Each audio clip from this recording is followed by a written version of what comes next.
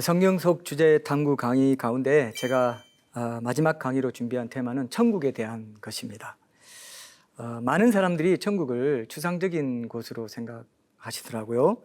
구름 위에 둥둥 떠 있는 그런 곳, 일도 없이 그저 맨날 쉬고 놀기만 하는 그런 곳, 좀 재미없는 곳이지 않을까, 이런 생각도 하고 심심한 곳일 것 같다, 이런 생각도 하시는 것 같고, 심지어 그리스도인들마저도 이런 오해로 인해서 영광스러운 천국에 대한 소망을 올바로 품지 못하고 살아가는 모습을 봅니다. 그냥 영원한 천국을 막연한 영적인 황홀감, 그리고 하나님 임재의 어떤 영적 상태, 이런 걸 느끼는 정도의 곳이다, 이렇게 생각하더라고요. 교회가 성경적인 천국에 대해서 올바로 가르치지 못했기 때문에 이런 오해들을 하고 살아가는 것이 아닌가, 이런 생각을 합니다. 그래서 오늘은 이런 천국에 대한 오해를 좀 바로잡고 성경에 약속되어 있는 천국이 얼마나 기대할 만한 곳이고 영광스러운 곳인지, 그래서 이 땅에서 우리를 현혹시키는 세상적인 것이 좋아 보이는 그런 것들이 사실은 얼마나 천국에 비하면 아무것도 아닌 것인지, 이런 것들을 우리가 좀 다시 한번 환기시켰으면 좋겠습니다. 여러분, 세상에서도 집에 대한 사람들의 관심은 굉장합니다. 뉴스에서도 많이 보도가 되고 있습니다. 그래서 사람들이 왜 이렇게 집에 대해서, 특히 좋은 집에 대한 관심이 많을까 생각해 보면, 결국은 영원한 천국의, 우리 영혼의 본향인 천국에 있는 영원한 집에 대한 그런 본능적인, 뭐라고 할까요? 기소 본능이라고 할까요? 그런 데 대한 관심 때문이 아닌가, 이런 생각도 저는 해보게 되었습니다. 예수님이 이 집의 존재에 대해서 요한복음 14장 2절에서 3절에서 이렇게 약속하셨어요. 내 아버지 집에 거할 곳이 많도다. 그렇지 않으면 너희에게 일렀으리라. 내가 너희를 위하여 거처를 예비하러 가노니 가서 너희를 위하여 거처를 예비하면 내가 다시 와서 너희를 내게로 영접하여 나 있는 곳에 너희도 있게 하리라, 이렇게 말씀하셨습니다. 여기서 내 아버지 집, 이것이 천국이고요. 그 큰 집 안에 작은 집들로 이제 제자들의 집이 있고 성도들의 집이 있다. 이 집은 이제 영어로 보면 맨션, 이런 말도 있고요. 저택, 집, 가정, 이런 뜻을 가지고 있습니다. 안식처, 거처, 영주할 처소라고도 이제 누가복음 16장 9절에 보면 그렇게 표현해서 그 처소에서 거주할 기간도 영원하다, 영원한 장소다, 이렇게 얘기하십니다. 근데 이 영원한 천국의 우리 집이 어떤 장소인가 하는 데 대해서, 어떤 특성을 가진 장소인가 하는 데 대해서 예수님이 오늘 이 말씀에서 이렇게 힌트 주는 것이 있어요. 그게 뭐냐면 나 있는 곳에 너희도 있게 한다 그랬어요. 나 있는 곳. 여기서 나 있는 곳은 예수님이 십자가에 달려서 죽으시고 부활하시고 성천하셔서 계시는 곳입니다. 그럼 지상의 집과 비슷한 물리적 특질을 가지고 있다는 뜻이 내포되어 있어요. 왜냐하면 누가복음 24장 36절에서 43절에 보면은 부활하신 예수님이 지상에서 어떤 존재였는지를 이렇게 보여줍니다. 이제 이렇게 살과 뼈가 있다고 하시면서, 영과 달리 살과 뼈가 있다고 하시면서 구운 생선 한 토막도 실제로 잡수시지요. 그리고 여러 가지 이제 이 땅의 특질을 경험하고 물리적인 어떤 특질을 경험할 수 있는 몸을 가지고 영원한 천국에 사시는, 그것이 나 있는 곳입니다. 그래서 영원한 천국에 있는 그 집도 이 땅에서 우리가 보고 듣고 느낄 수 있는 그런 집의 형태가 있는 물리적인 특질을 가진 특정한 공간과 물질을 가진 그런 장소일 것이다, 이렇게 우리가 볼 수 있다는 것이죠. 그래서 천국은 단순히 영적인 상태가 아니라 영의 상태가 아니라 몸의 상태이기도 하고 자연적인 어떤 특질을 가진 자연의 상태를 갖고 있다, 이렇게 이제 본다는 것입니다. 보통 집은 이제 휴식을 취하는 공간이잖아요. 휴식을 취한다는 것은 밖에 나가서 일을 한다는 뜻도 우리가 유추해 볼 수 있는 것입니다. 실제로 예수님도 천국에서 성도들이 받을 상은 더 많은 일이라고 말씀하셨어요. 마태복음 25장 21절에 보면 착하고 충성된 종아, 내가 적은 일에 충성하였음에 내가 많은 것을 내게 맡기리니 내 주인의 즐거움에 참여할지어다. 천국에서 성도들이 받을 상이 더 많은 일이다. 천국에도 일이 있다는 겁니다. 천국에서 성도들이 맨날 놀고 쉬기만 하나, 아까 그런 제가 말씀드렸잖아요. 그게 오늘 이 강의의 제목이기도 한 건데, 천국에서 맨날 놀고 쉬기만 하는 곳인가? 예, 그렇지 않다는 거죠. 일이 있다는 겁니다. 상 자체가 더 많은 일이라는 것입니다. 다스리는 일, 그죠? 다스리는 일이 있다는 것은 다스림을 받는 사람들도 일을 한다는 얘기가 되겠죠. 일을 하기 때문에 통치가 필요하다는 뜻을 우리가 생각해 볼 수 있기 때문에 그렇습니다. 여러분, 천국에는요, 잠도 있다고 말하는 신학자들도 있습니다. 아니, 뭐 잠잘 필요가 뭐가 있습니까? 예, 있습니다. 휴식을 취할 필요가 없다고? 아닙니다. 자, 잠이 없다고 생각하는 것은 천국에서 우리가 뭐 기력이 약해지지 않으니까 먹을 것도 필요 없죠, 그러면. 근데 천국은 분명히 먹을 것이 있다고 되어 있거든요. 그건 즐거움을 위해서, 기쁨을 위해서, 만족을 위해서 그 먹을 것이 있는 것처럼 그런 휴식과 더 어떤 뭐랄까요, 안식을 누리기 위해서 잠을 취하는 그런 것들이 있을 것이다. 이렇게도 볼 만큼 천국은 아주 다양한 일들이 많이 있는, 그리고 이 땅에 있는 것들이 거의 다 있다고 볼 수 있는, 죄와 관련되고 죽음과 관련된 거 빼고 지금이나 모든 면에서 다 있다고 볼 정도로 엄청난 곳이 천국입니다, 여러분. 천국을 생각하면 저는요, 정말 너무너무 마음에 기쁨이 있어요. 덩실덩실 춤이 나올 정도입니다, 여러분. 사실은 그래요.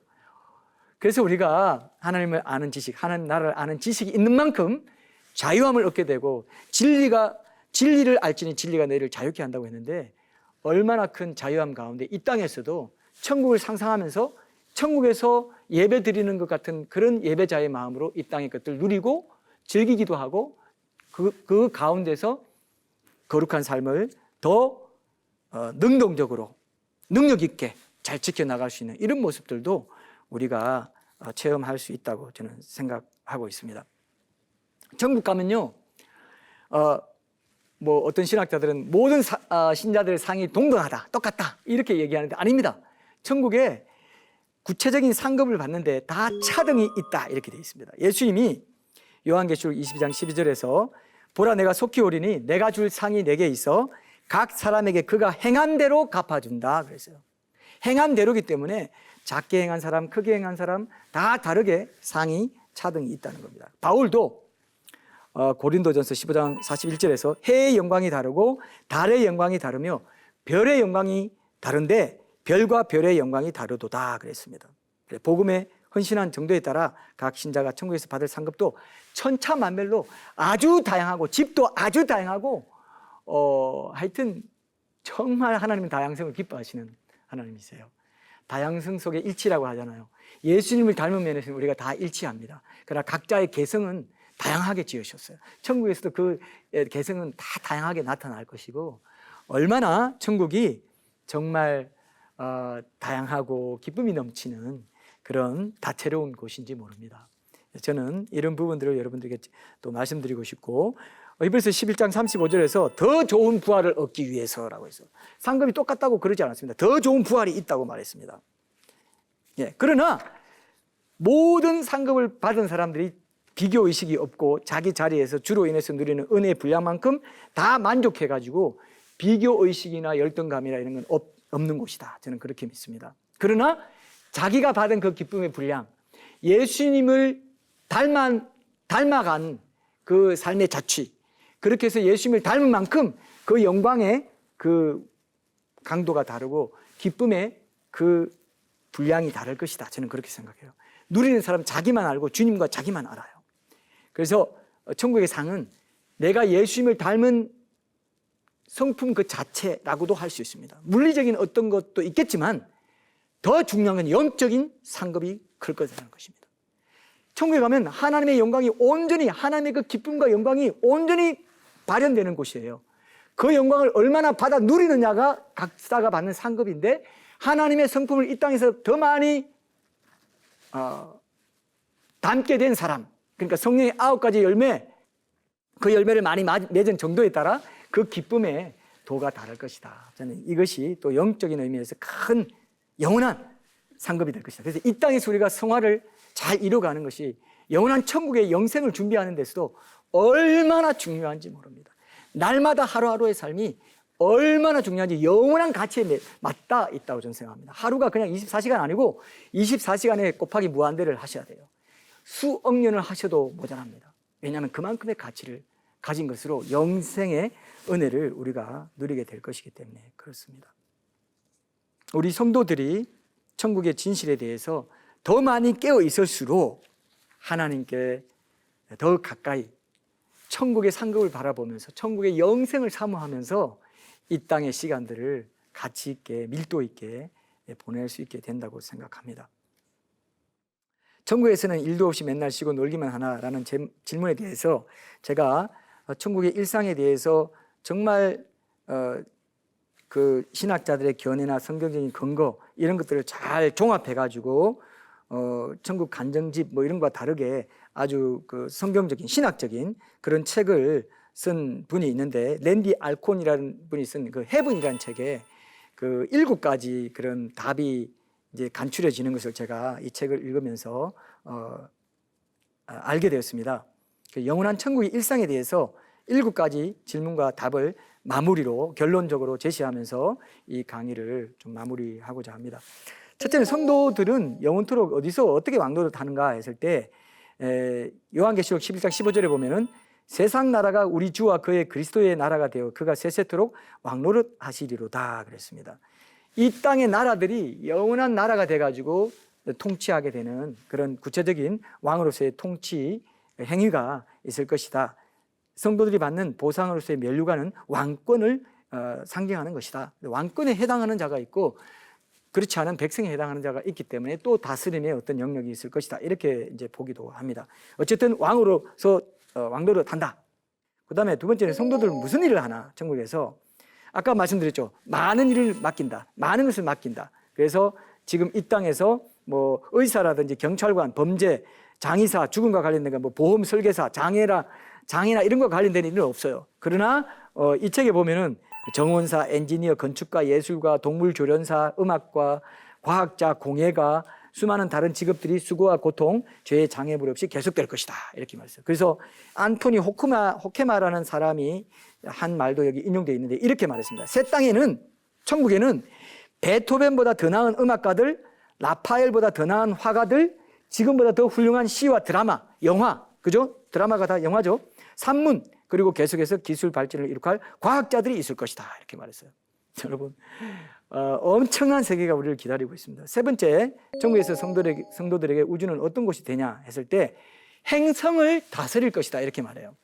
요한계시록 2장 28절에 보면 내가 또 그에게 새벽별을 주리라 그랬는데 이 새벽별은 천상의 물체고 금성을 말합니다. 금성. 근데 대부분의 사람들이 이 말씀을 비유적으로 생각하지만 이게 비유가 아니라고 랜디 알코는 얘기해요.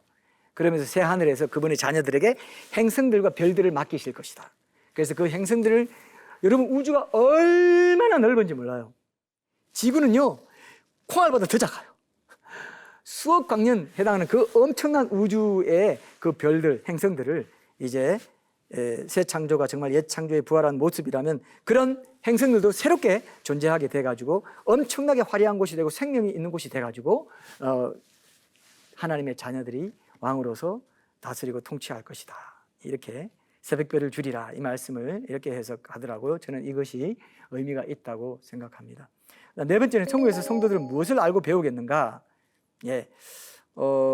보통 뭐 고린도전서 13장 12절에서 주께서 우리를 아신 것처럼 우리가 온전히 안다라고 하는 말을 이제 더 이상 배울 것도 없고 하나님에 대해 배울 것도 없고 하나님이 온전히 아는 것처럼 내가 온전히 알게 되는 완전한 그런 전지의 개념 비슷하게 그런 상태에 들어갈 것이다 생각하는데 그건 오해입니다.